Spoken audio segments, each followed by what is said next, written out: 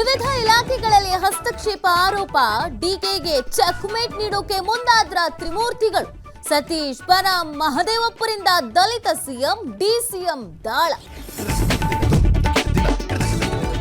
ಇಂದು ಹುಬ್ಬಳ್ಳಿ ಗಲಭೆ ಆರೋಪಿ ಶ್ರೀಕಾಂತ್ ಜೈಲಿನಿಂದ ಬಿಡುಗಡೆ. ರಿಲೀಸ್ ಬಳಿಕ ದೇವಸ್ಥಾನಕ್ಕೆ ಕರೆದುಕೊಂಡು ಹೋಗೋಕೆ ನಿರ್ಧಾರ.